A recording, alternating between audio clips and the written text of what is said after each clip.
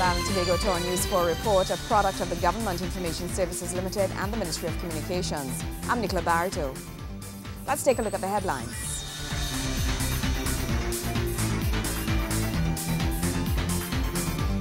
The government keeps its promise and delivers legal documentation of land ownership to Tobagonians.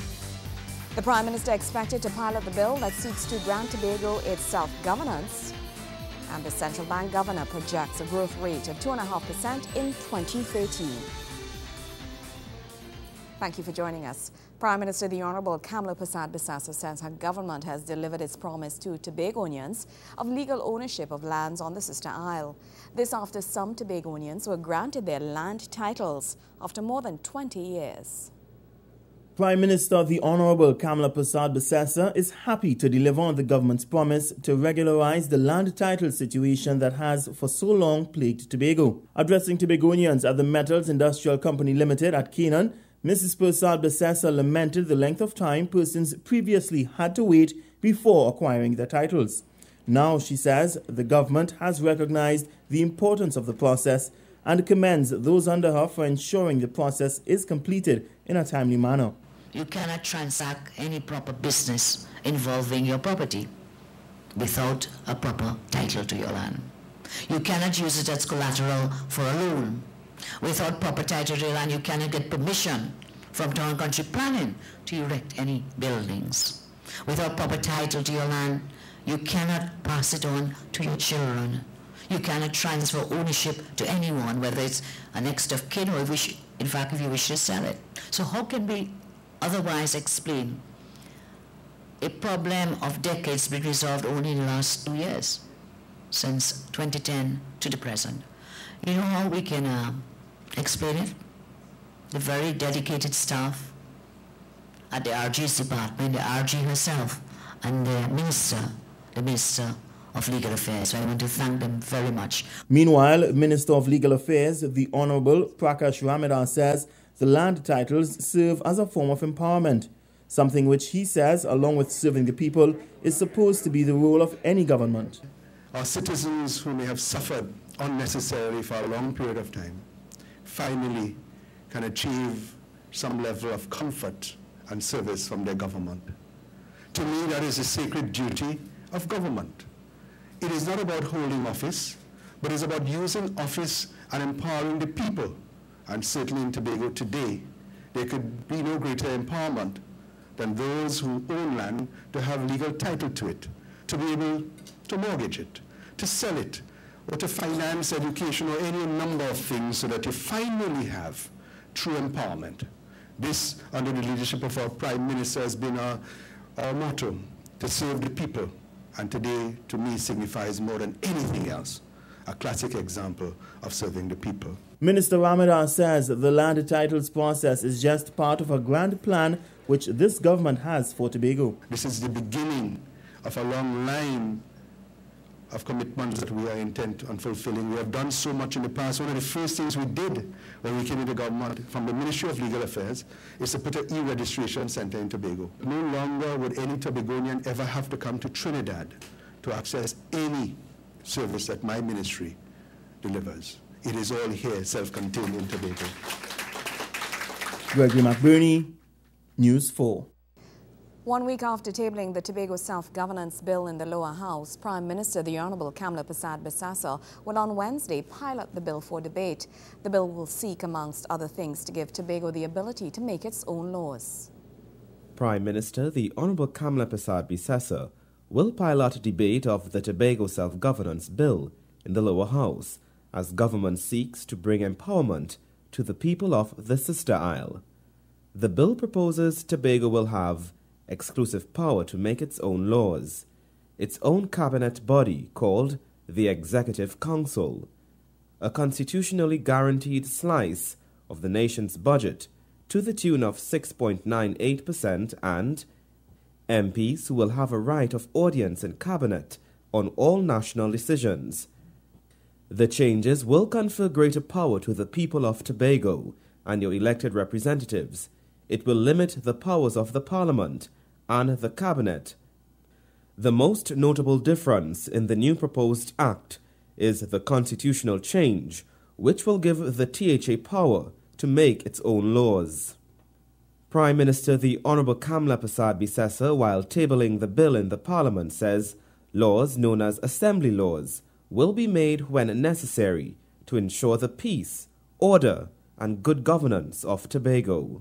The THA will be able to legislate for Tobago in a similar manner as the Parliament is able to legislate for Trinidad and Tobago and for Trinidad. There will be a constitutional protection that laws may not be passed which are in conflict or inconsistent with laws enacted by the Parliament of Trinidad and Tobago or any law in force before the coming into operation of the proposed amending Act. The Executive Council for the Tobago House of Assembly will be given exclusive jurisdiction for certain specified matters, and the Executive Council shall be collectively responsible to the Assembly for the general direction and control of such policy in Tobago. With respect to the second, we propose that the Tobago House of Assembly should have the power to make laws for Tobago, and the Parliament of Trinidad and Tobago should have power to make laws exclusively for Trinidad. The Tobago House of Assembly will, however, be denied the power to make any laws which will infringe fundamental human rights and freedoms. Only the Parliament of Trinidad and Tobago, after consultation with the Tobago House of Assembly and with the requisite special majority, will have the power so to do. Meanwhile, Justice Minister Chrislyn Moore explains how the enactment will affect citizens on the island. The effect of this would be huge on the average person in the street, because it would mean the Tobago legislature, who is in the best place to determine what laws would be applicable to the people of Tobago, now for the first time have the powers to enact those laws. For the first time would have the power to make policy and make laws redounding to that policy. So that is one enormous change that the new legislative arena would bring.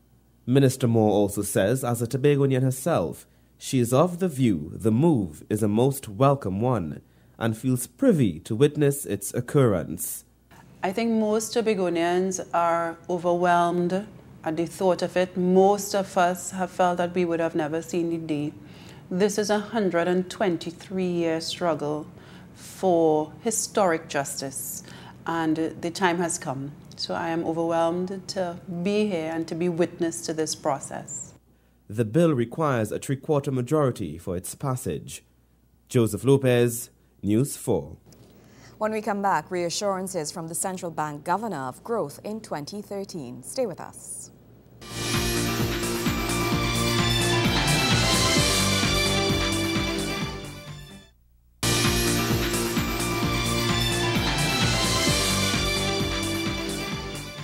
Welcome back.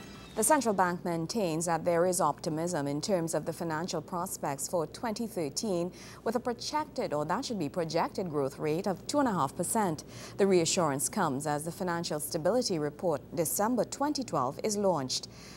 The global recovery was fragile in 2012, and domestic activity was subdued in a low interest rate and high liquidity setting. These were the words of Central Bank Governor Jwala Rambaran as he presented the Financial Stability Report December 2012 at the Central Bank of Trinidad and Tobago on Monday.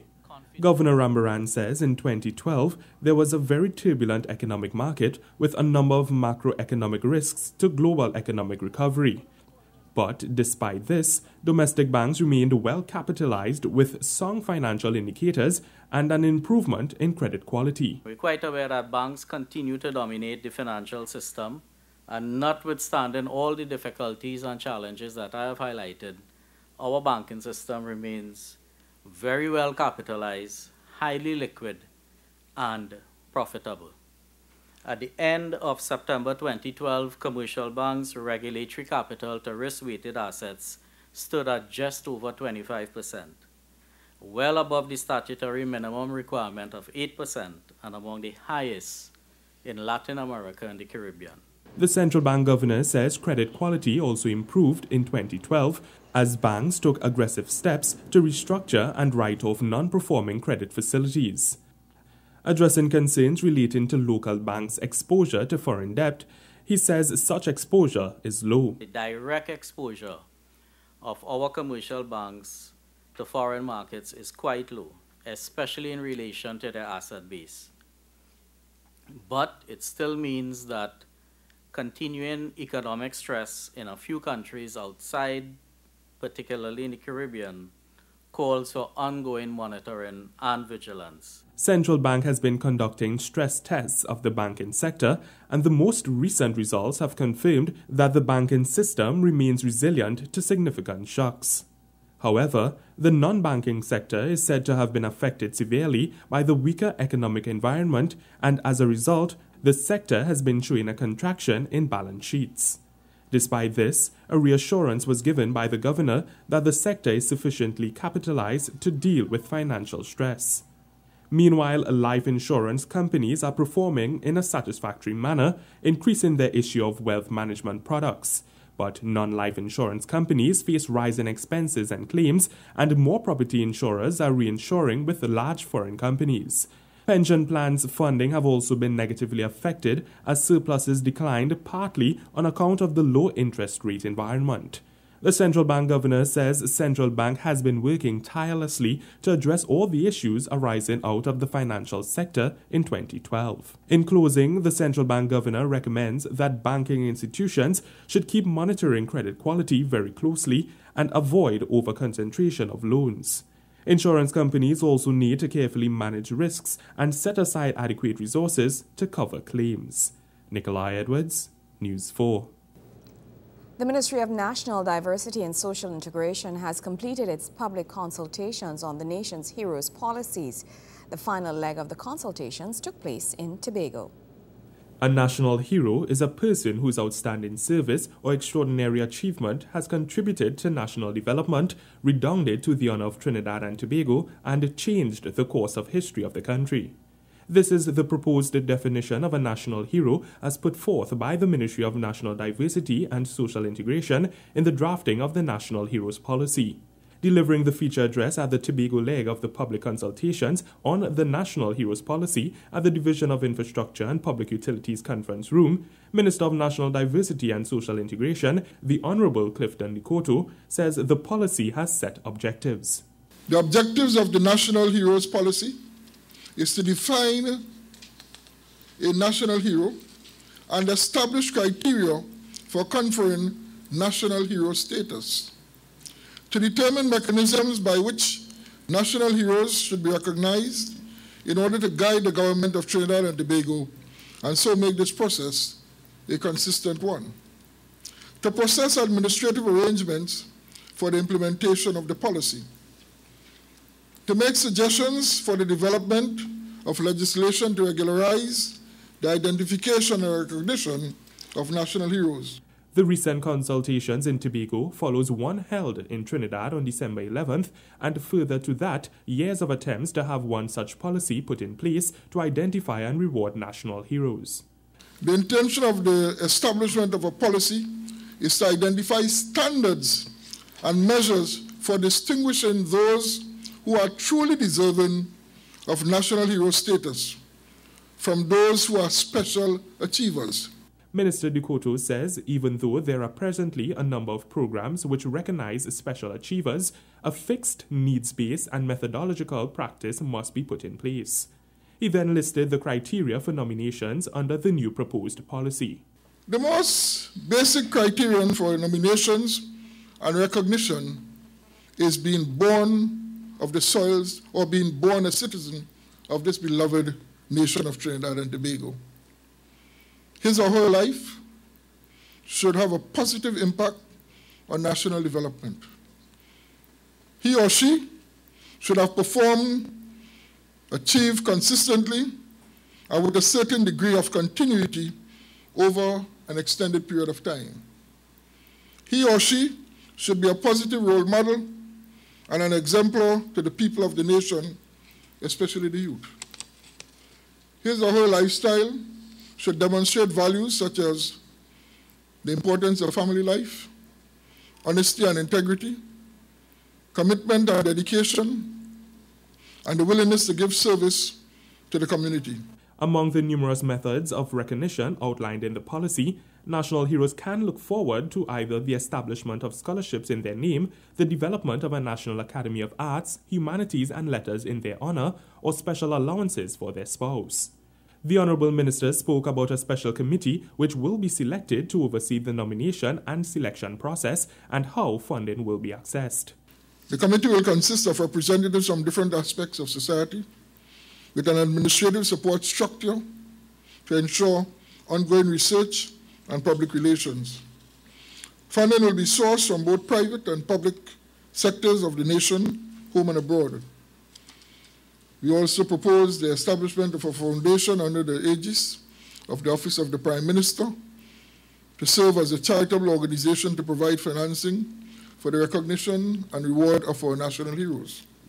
With the legislative procedures required for the establishment of the foundation, the definition of national hero, the identification of a specific day of recognition, and other aforementioned methods, and institutional arrangements, we are seeking to go to the Cabinet with policy document which has been approved and impacted by you, the public, those which we serve, the citizens of this nation. Members of the public engaged in a revision of the existing policy and then gave recommendations toward the new policy that is expected to be taken to Cabinet at the end of February. Once approved, the policy is expected to be implemented within 3 months. Nikolai Edwards, News 4. When we come back, a look at action from the TT Pro League. Stay with us.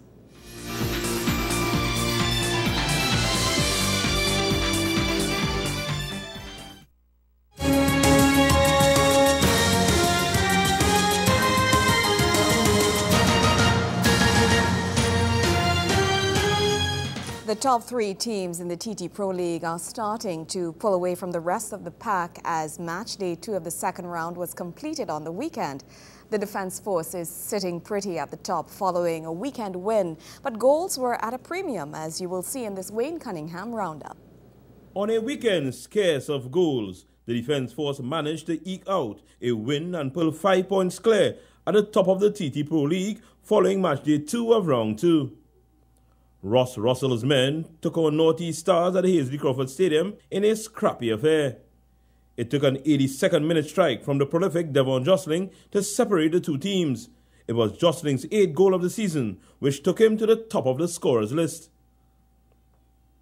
On his heels are W Connections, Shadon Winchester and Devon Modis of St. Anne's Rangers, with 7 goals each. Winchester did not add to his tally as his team failed to score in their match with Caribbean champions Caledonia AIA, who also found it difficult to hit the back of the net. That 0-0 draw kept AIA in second, 5 points adrift of the military men, while the Savanetta boys are a further 4 points back in third. At the other end of the table is Tian Tech. They continue to struggle, falling 1-0 to 6th place St. Anne's Rangers. The lone item was scored by Modest to keep him tied for second on the goal chart. With 1 win from 9 games, the Electricity men are rooted at the foot of the table on 3 points. Above them on 7 points, but with 2 games in hand, are newcomers Central FC. They managed to grab a point from the inconsistent Police FC, who sit in 5th place after they played to another 0-0 draw. The big clash on match day 3 of round 2 will be the top of the table encounter on Friday when the Defence Force meet Caledonia AIA at the Manny Ramjohn Stadium in Marabella from 8 p.m. Wayne Cunningham, News 4 Sports. When we come back, we introduce our new carnival feature, All for Carnival.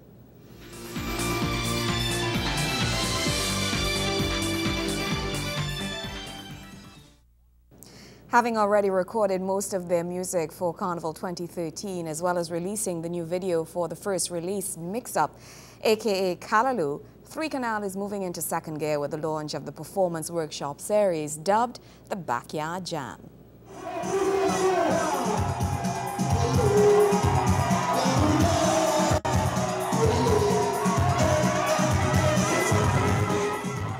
You just can't beat former international soca monarch and road march monarch Austin Super Blue Lions when it comes to stirring large audiences into a frenzy.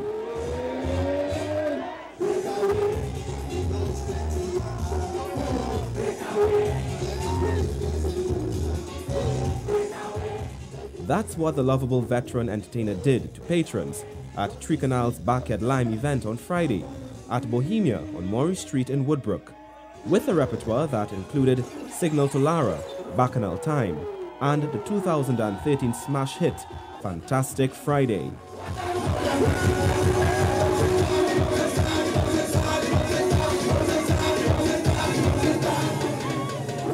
At the Backyard Jam, patrons had to wait to hear that selection, but judging from the expression, it was worth it. Super Blue took the spotlight just after midnight to a crowd that was already energized from Tricanal's dynamic delivery mere moments before. In salute to Super Blue's majesty, the delighted crowd treated him to an encore. So we want to introduce right about now the cast from the Tricanal Show 2030. Are you ready? Let me go!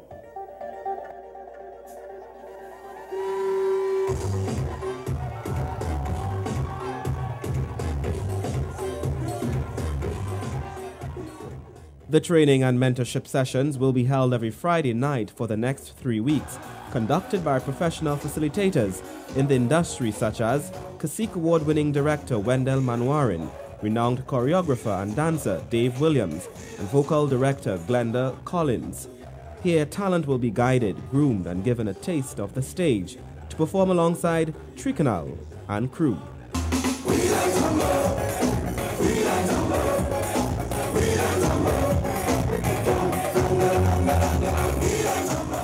Joseph Lopez, News 4.